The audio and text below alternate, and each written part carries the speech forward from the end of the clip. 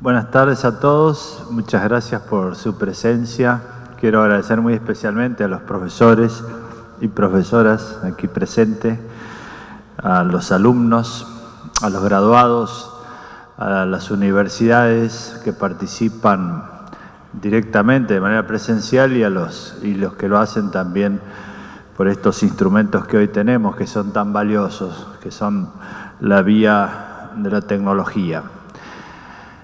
Ustedes saben que hace unos años inauguramos este foro de políticas de Estado que tenía por lo menos 3 objetivos. Uno es poner el foco en la necesidad de políticas de Estado, es decir, iluminar aquellos temas que tal vez están en la vida cotidiana, están en las decisiones judiciales, pero tiene una proyección que va mucho más allá del interés de las partes y también trasciende el momento en el cual se toman esas decisiones. Por eso son políticas de Estado, apuntan al mediano y largo plazo y son temas que trascienden a lo particular, involucran a lo institucional. Entonces, la primera idea es abrir debates sobre temas de fondo, por darle un nombre. La segunda cuestión es favorecer la participación de personas de todo el país. Lo que nosotros queremos es que esto sea un verdadero foro de participación, en el cual todos aquellos que se sienten que están de alguna manera alejados puedan estar más cerca, muchos venir presencialmente y otros participar a través de videoconferencias o de la transmisión que se hace por distintos medios que tenemos en funcionamiento actualmente en la Corte Suprema. Pero la idea es que participen, por eso le pusimos el nombre de foro, que sea debate, es decir, un debate que no necesariamente tiene que ser con nosotros, sino entre ustedes. Los debates son participativos. Lo que necesita el país es que aprendamos a discutir, a hablar y a intercambiar ideas sobre estos temas que son tan trascendentes. Así que celebro la enorme participación que hemos tenido en estos años y la que actualmente estamos teniendo. Y los invito a que ustedes se involucren, no solo en sugerir temas o procedimientos. Es un poco difícil encontrar una manera más informal, porque mucha gente está muy dispersa.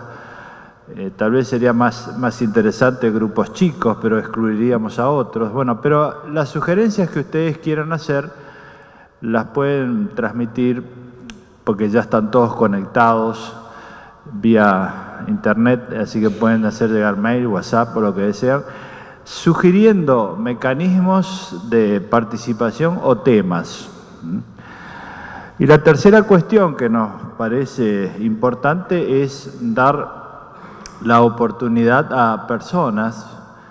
La Corte Suprema puede ser un lugar en el cual favorezcamos la excelencia, el premio al mérito, sin distinción alguna del lugar donde viven o las oportunidades que tengan en el lugar donde viven o si tienen una posición social en un lugar o en otro.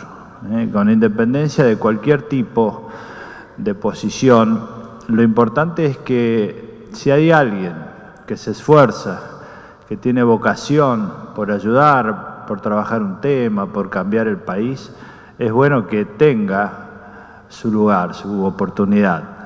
Y esta es una vía, Nosotros estamos trabajando mucho en eso, todos los ministros estamos de acuerdo en abrir estas puertas, así que también siéntanse con libertad de sugerir cuestiones personales, de participación, de involucramiento en las políticas públicas, en lo que hace la Corte Suprema.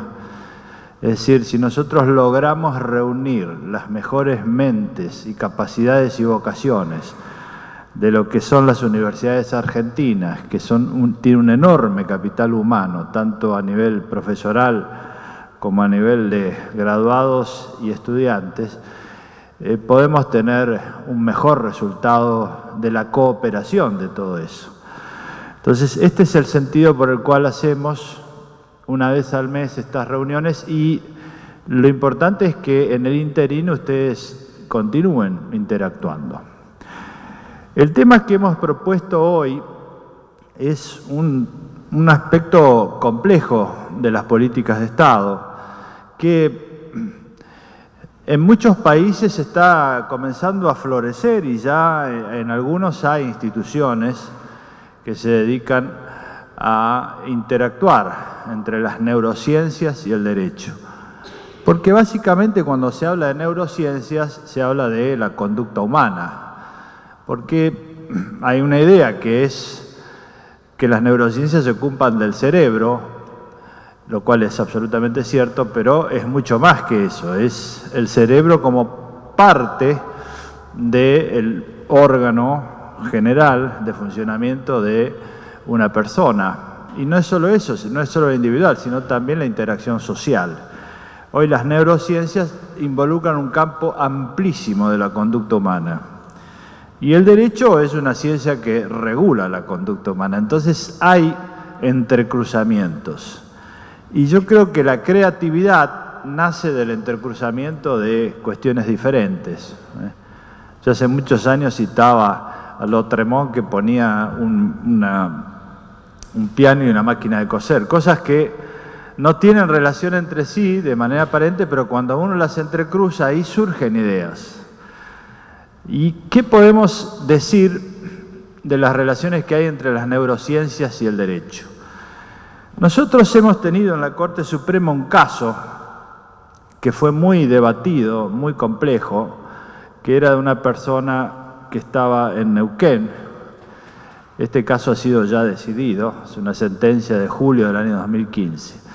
Esta persona había tenido un accidente y como consecuencia de ese accidente estuvo durante 20 años con una lesión cerebral. Esa situación hizo que primero se le dieran los cuidados intensivos, pero luego llegó a un nivel de estabilización en el cual no podía comunicarse, no tenía signos de ningún tipo que pudieran dar una señal de que había conciencia, estaba inmovilizado, dependía de la atención médica. Cuando pasaron los años, quedó al cuidado de las hermanas que pidieron la desconexión. ¿La desconexión de qué? En ese momento, luego de 20 años, se le suministraba alimentos, sí, la alimentación y agua. No tenía y las medicaciones normales para que no contrajera otras enfermedades. El caso llegó a la Corte porque hubo discusiones en primera y en segunda instancia, autorizaron la desconexión en segunda instancia, entonces llega a la Corte. Y hubo un gran debate, no solo en el sitio donde se produjeron los hechos, sino dentro de la Corte. Y es un tema muy complejo a nivel internacional. Yo voy a tomar solamente los aspectos abstractos que nos interesa para la relación con las neurociencias. Claro, la primera cuestión que uno se plantea es decir, le estamos sacando agua y alimentación a una persona.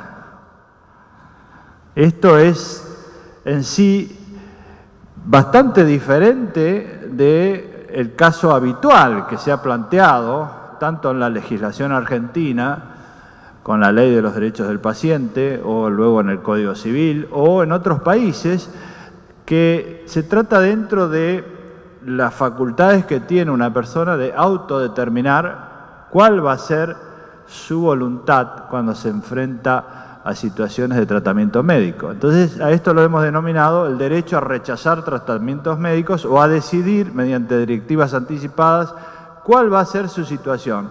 Nada de eso había, pero además, no existiendo la voluntad, había representantes, pero además el problema es que siempre se refiere a tratamientos médicos.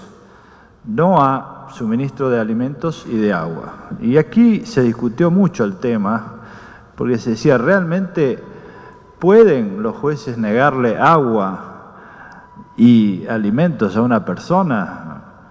Es así, muy difícil. El otro aspecto era, esta persona no se puede expresar. ¿Cuál es su estado? Hay casos en los cuales uno dice hay muerte cerebral, y entonces en esos casos extremos, donde hay muerte cerebral y se diagnostica, uno tiene claro que es equivalente a la muerte cerebral, no hay ninguna función. Y hay otros casos en los cuales se denomina estado de vida vegetativo, en los cuales la actividad cerebral es nula. Pero acá era un estado menor, que cuando se envió al cuerpo médico forense, nosotros había dictámenes de locales, de los médicos de las oficiales de la región, pero como era un caso tan complejo, lo primero que hicimos fue enviar al cuerpo médico forense, y el cuerpo médico forense dictaminó que el estado cerebral no era ni la muerte cerebral ni el estado de vida vegetativo, sino que era un estado que denominaron de conciencia mínima. Claro, esto complicó aún más la cuestión. Conciencia mínima, es decir, sabemos si tiene conciencia, ¿cuál es el significado de la conciencia mínima?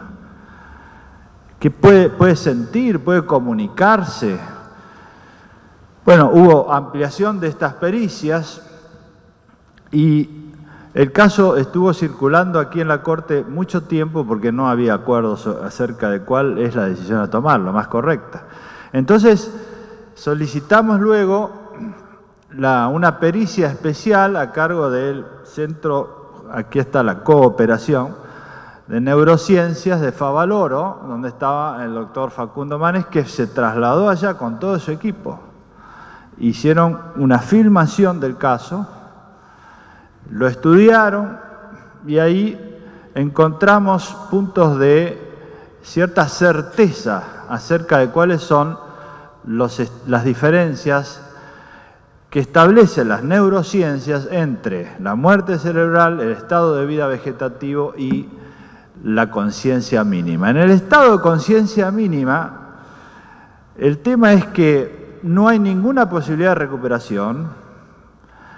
Lo que dice el informe es que, esto lo pueden leer, pues es un fallo que está publicado, lo que dice el informe es que no hay ninguna posibilidad de recuperación, al contrario, luego de 5 años se agrava, se estabiliza y se agrava. Que no hay ninguna comunicación con el exterior, no tiene posibilidad de transmitir emociones, ni siente. Sin embargo, hay algunas funciones cerebrales mínimas. Y por el otro lado, lo que dice el informe es que el alimento y el agua tienen en estos casos carácter médico, es decir, son medicaciones. No es, porque esto a los fines de tomar decisiones es importante. ¿Puede un juez decir que no alimenten a alguien? No, lo contrario, lo que ha dicho incluso la jurisprudencia de esta Corte es que hay un derecho a la alimentación cuando hay una persona que está desnutrida. Este fue un caso que tuvimos en el Chaco, ¿no? Nosotros ordenamos la alimentación porque estaba en riesgo la vida. Entonces aquí continuaron las discusiones, pero ya con mayor certeza con este dictamen, y sale al mismo tiempo una sentencia del Tribunal Europeo de Derechos Humanos en un caso Lambert, que se refería también a este supuesto de conciencia mínima y el carácter medical de la alimentación y del agua, y ordenan la desconexión. Casi al mismo tiempo que sale la sentencia de la Corte diciendo lo mismo. Son los únicos 2 casos que hay. Porque hay otros en el derecho comparado, pero se refieren a supuestos mucho más graves. Pero en este realmente encontramos un punto de colaboración muy estrecha entre las neurociencias y derecho, porque hay un campo muy difícil, sobre todo por las expectativas que hoy existen en los tratamientos médicos y en las expectativas de vida, donde la actividad cerebral disminuye, pero no es nula, o es nula, y ahí hay una frontera muy difícil que ni siquiera las neurociencias la tienen en claro. Entonces aquí hay un primer ejemplo de lo que puede darse en la interacción de neurociencias y derecho. Determinar con claridad cuándo morimos, cuándo tenemos conciencia y qué tipo de derechos tiene la persona con conciencia mínima o cuándo ingresa a ese estadio. Es un tema muy difícil, que con los años se va a ir incrementando, porque hoy hay cada vez más casos de personas que tienen accidentes graves, o no son accidentes de tránsito, son a veces lesiones graves, como alguna afectación cerebral muy severa, y entonces están en estos estadios, y estos son problemas donde hay una interacción entre derechos y neurociencias. Otro campo que es importante, es relacionado también en este entrecruzamiento, es cuál es la opinión de los testigos. Porque en la actividad judicial se utiliza mucho el testimonio, y ese testimonio es normalmente creíble conforme a la percepción que tiene el juez. El testigo va, dice, yo vi esto, declara, se escribe, y eso es una prueba. Pero las neurociencias relativizan mucho esto. ¿Por qué? Porque el funcionamiento cerebral es muy parecido al de una computadora que va registrando y se va actualizando los datos. Hay un ejemplo que cita siempre Facundo Manes, que es muy claro, que es cuando uno abre un archivo en Word, en ese archivo ya está escrito, escribe algo, lo cierra y ya no es el mismo que el día anterior. Bueno, el funcionamiento cerebral es similar, porque cuando nosotros tenemos una percepción de un hecho, esa percepción es parcial. Generalmente tenemos la atención puesta en algún aspecto que resaltamos, el color, el olor, alguna cuestión que queda. Cuando tenemos que volver a relatar, generalmente esa percepción la transformamos un poco, la agrandamos, la disminuimos. Cada vez que uno de nosotros cuenta algo que pasó, lo distorsiona de alguna manera, que no es voluntaria, sino así funciona el sistema cerebral. Como ese juego que hacen los chicos, ¿no?, del teléfono, que uno le dice un mensaje, el otro lo transmite, y si empezamos por acá, cuando llega ya al final el mensaje es distinto. Hay un problema comunicacional y hay un problema cerebral. Entonces, ¿cómo se asegura la fiabilidad de los testigos? Hay todo un campo hoy de las neurociencias que trabaja los testimonios y mecanismos que tienen que ver con el control de lo que dice el testigo y de sus recuerdos. Hoy todavía en la Argentina no se usa, pero sí es un tema que poco a poco se va a ir desarrollando. ¿En qué medida podemos nosotros asegurarnos, mediante el auxilio de las neurociencias, qué declara alguien? ¿Cuál es su recuerdo? El cerebro es una interacción de distintas neuronas que van funcionando y logran un equilibrio que denominamos homeostático, es decir, el equilibrio es dinámico, no es siempre lo mismo. Por eso nosotros a veces estamos bien, a veces estamos mal, a veces estamos alegres, a veces deprimidos, ese equilibrio no es un equilibrio que nosotros manejemos directamente, sino que responde a una cantidad de interacciones con el medio ambiente, con el entorno, con las redes sociales, con las comunicaciones humanas. Entonces, si nosotros sabemos eso, lo que está haciendo hoy en las neurociencias es decir, de qué manera esa interacción que nos modifica puede servir para que nosotros modifiquemos las decisiones. Esto explicado de modo muy simple, ¿no? Pero se entiende cuál es el tema. Si nosotros modificamos, por ejemplo, estamos con alguien que es optimista, bueno, el entorno es optimista, estamos optimistas. Pero si estamos en un ambiente muy depresivo, también nos deprime. Entonces sería cuestión de cambiar los ambientes para cambiarnos a nosotros. Esto, que en algunos casos se logra, tiene una enorme trascendencia sobre un problema central del derecho que es el libre albedrío. Acá pasamos a otro tema. ¿Cuál es el libre albedrío? Nosotros tenemos una noción jurídica del libre albedrío, pero es un tema que se ha discutido en la filosofía, desde la filosofía medieval, ha sido un gran tema, y siempre se ha discutido. Hay un libre albedrío, se discute en las religiones, en la sociología, en la filosofía, pero el tema es que hoy las neurociencias tienen capacidad de influir sobre el libre albedrío. Entonces alguien toma una decisión, y esa decisión puede ser delictiva.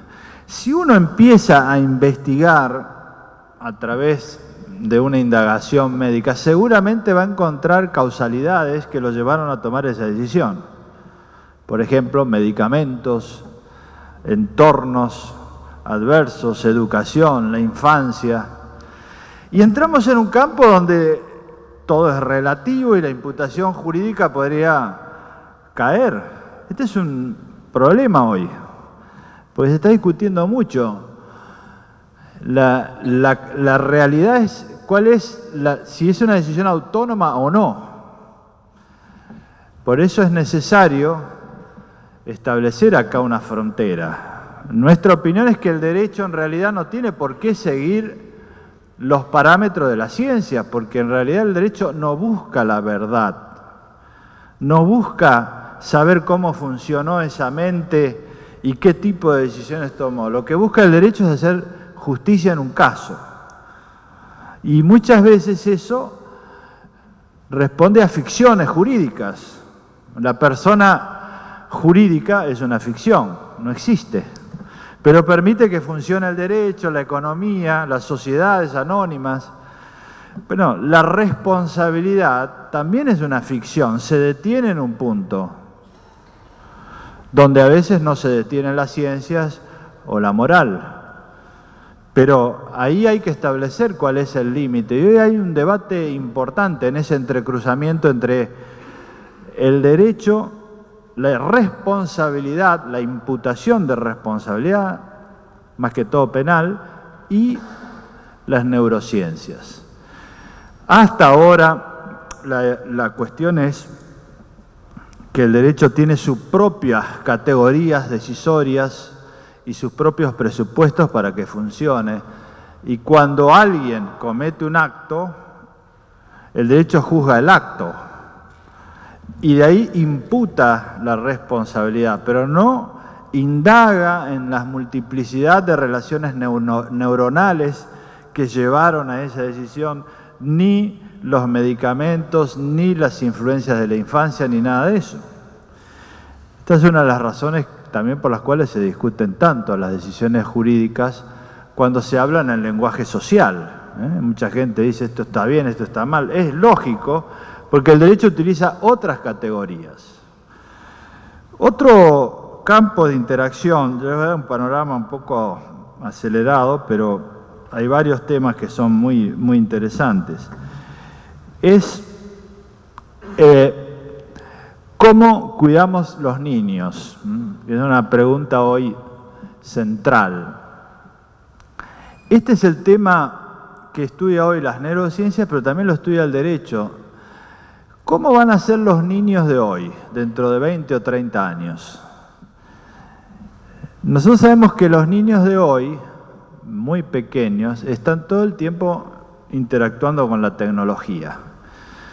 Entonces, su relación no es ya estudiada como la relación de las personas de mi generación, porque había mucho más interacción humana. Hoy gran parte del tiempo de un niño es una interacción con la tecnología.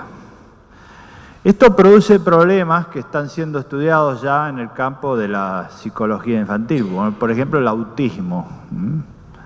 Los niños están todo el tiempo con los jueguitos, con el celular, y de ahí pasan al televisor y juegan con la Play, y de ahí la cantidad de horas que un niño pasa frente a la tecnología es muy superior a la que pasa con la madre, con el padre y con la maestra.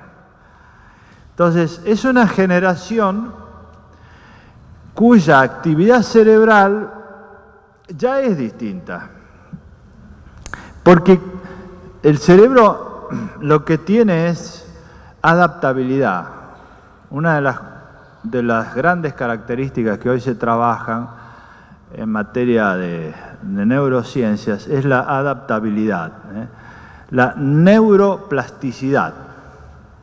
Por ejemplo, nosotros si tenemos un hábito, tenemos muchos hábitos, y muchos de los hábitos a veces son adicciones. Y las adicciones se tratan porque uno puede cambiar, es decir, son hábitos. Uno hace una cosa todos los días durante 10 años y el cerebro la sigue repitiendo. Hay un nivel de automaticidad en materia de funcionamiento cerebral. La mayoría de las acciones que nosotros hacemos hoy durante el día son automáticas, no son conscientes en el sentido de que uno se detiene, reflexiona y luego actúa. Por eso lo que hoy se hace y se enseña mucho es a controlar ese cerebro que funciona automáticamente todo el día, y es lo que es mindfulness, Es decir, el mindfulness es una escuela en la cual se relaciona la filosofía oriental que tiene que ver con el hinduismo y el yoga, que tienen miles de historias y de escuelas, pero todas enfocadas en cómo detener la mente humana, que funciona sola, es como un hormigueo constante, y la psicología occidental. Es el primer diálogo así trascendente que se da en el campo de la psicología, pero hay mucha gente que hoy se involucra en esto. ¿Por qué? Porque uno no puede dormir porque se acuesta y sigue funcionando la máquina cerebral. Funciona en automático todo el tiempo. Entonces, esto también lo dicen los filósofos, ¿no? El ruido constante, constante de nuestro cerebro.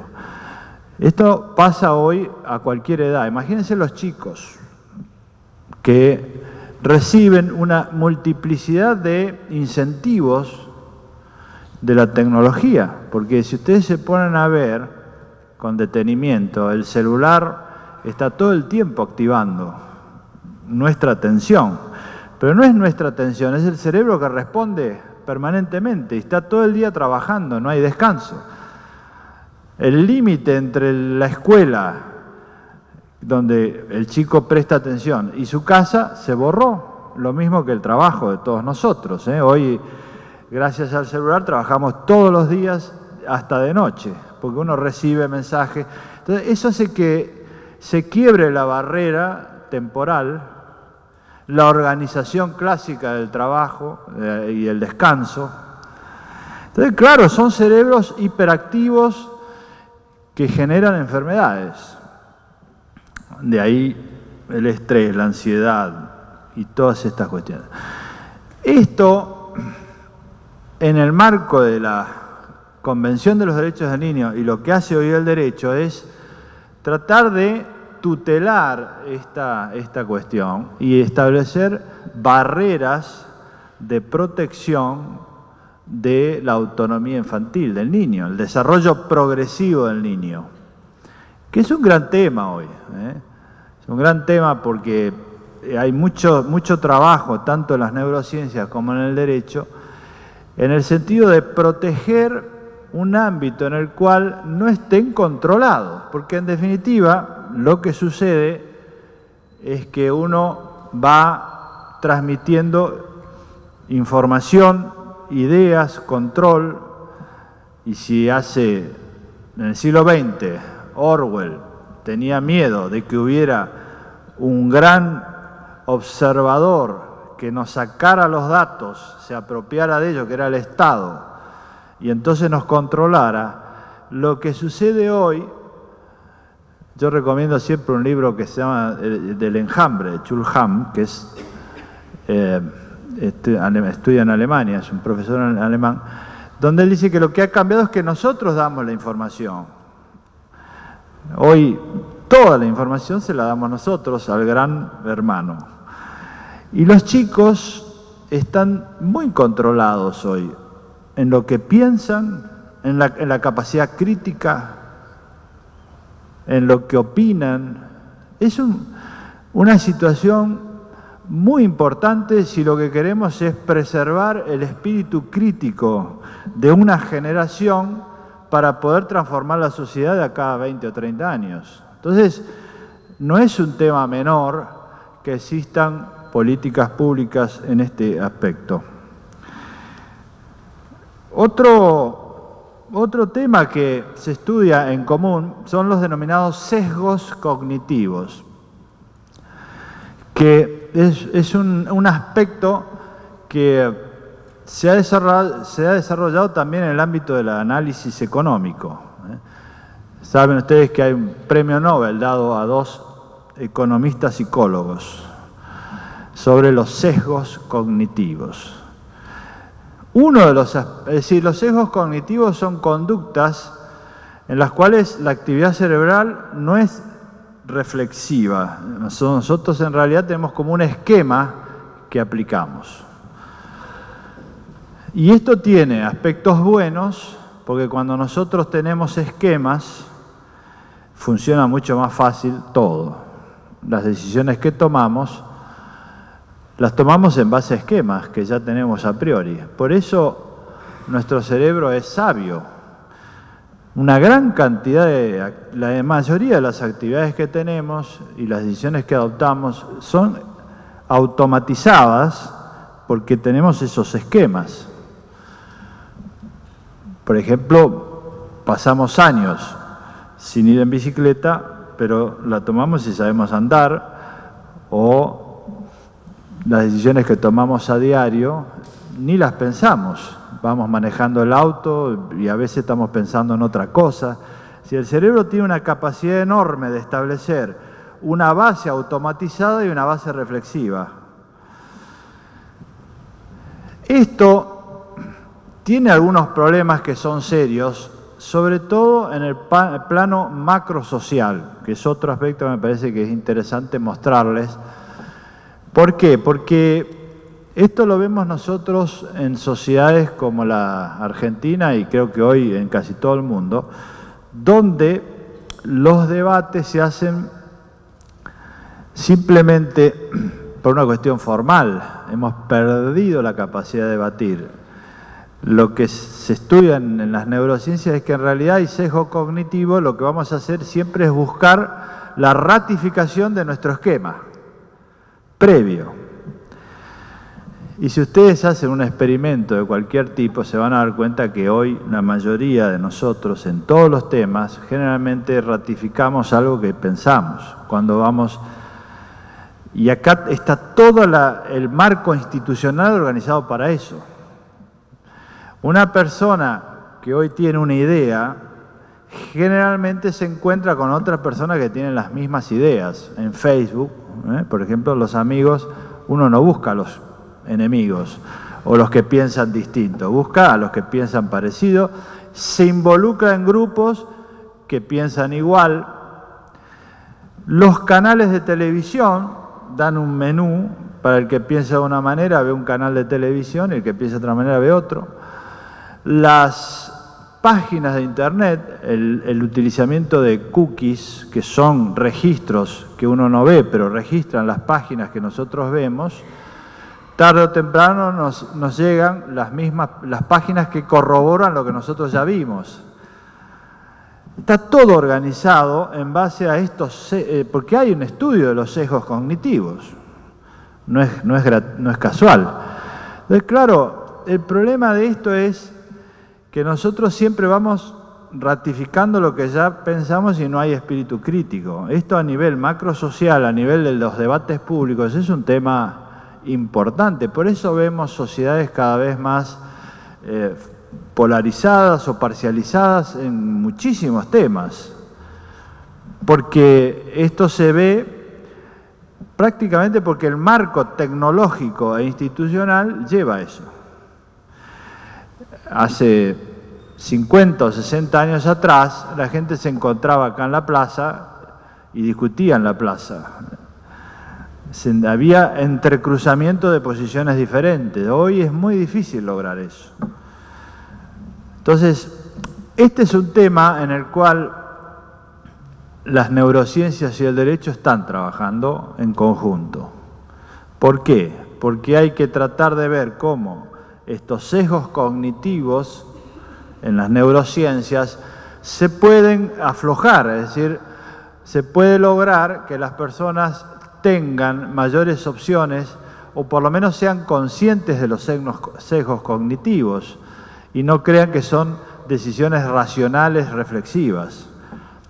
Y en el marco del derecho, el diseño institucional, esto lo ha dicho hace muchos años John Rawls, y el consenso surge del entrecruzamiento. No es que todos pensamos igual, sino que hay que favorecer el entrecruzamiento de posiciones diferentes. Y nosotros lo hacemos acá en la Corte. Yo comentaba con mis colegas lo extraordinario que ha sido esta audiencia sobre la religión en las escuelas públicas. Porque es un tema que si nosotros lo discutiéramos en la plaza, muy probablemente hubiera un grupo que iría cada vez más en su posición y el otro grupo cada vez más en su posición contraria. Pero acá hablaba uno de un sector, de una posición, otro de la otra, uno de una posición, otro de la otra. Pasaron 50 en 3 días. Una vez que pasaron los 5 primeros, los demás empezaron a ver, bueno, hay matices, la mente va girando, escucha a este, parece que tiene razón, escucha a este otro, también parece que tiene algo de razón. Ahí es donde uno ve que estos sesgos cognitivos o esquemas previos empiezan a aflojarse, es decir, lo que hay es un diseño institucional para el entrecruzamiento de posiciones diferentes.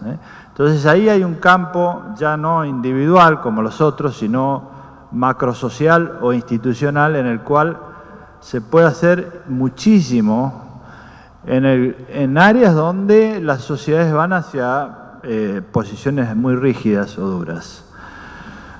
Y un último tema, si damos lugar a algunas preguntas, es más amplio todavía, es el tema de la resiliencia, que hoy se estudia mucho en las neurociencias, que es un tema que el cerebro humano tiene una enorme capacidad de superar dificultades, cuando alguien pierde un ser querido, cuando tiene un accidente.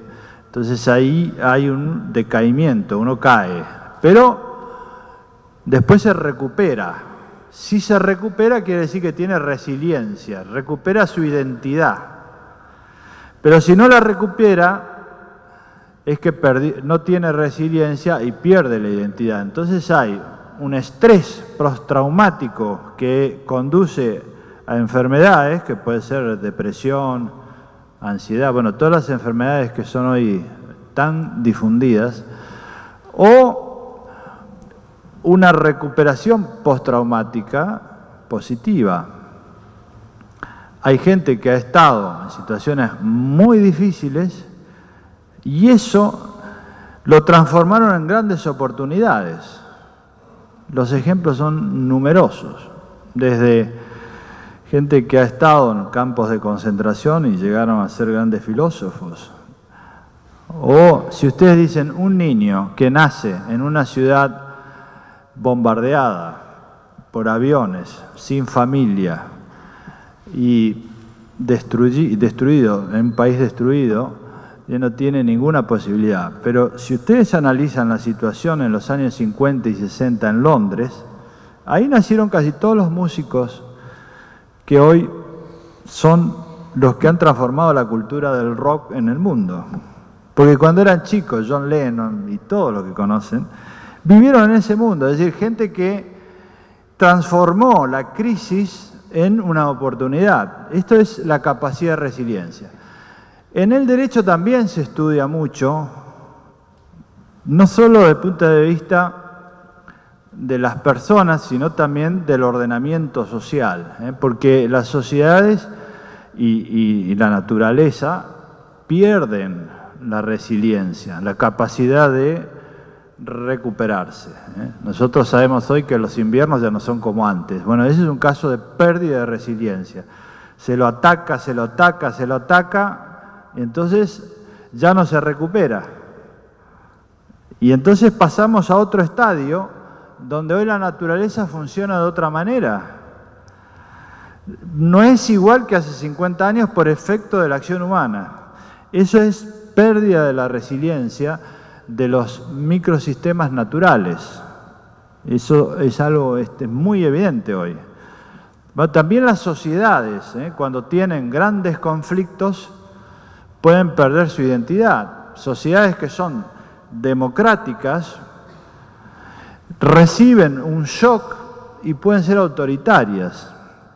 Fíjense lo que pasa hoy en algunos países europeos donde se ve un gran impacto por la inmigración, el desempleo, lo que ustedes quieran, pero el problema es que surgen posiciones muy autoritarias en sociedades tradicionalmente democráticas. Entonces, este es un tema, ¿no? Cómo alimentar los anticuerpos que favorecen la resiliencia, es decir, que las sociedades no pierdan su capacidad de mantener identidades que son las que se han logrado durante muchos años y que forman parte de grandes consensos.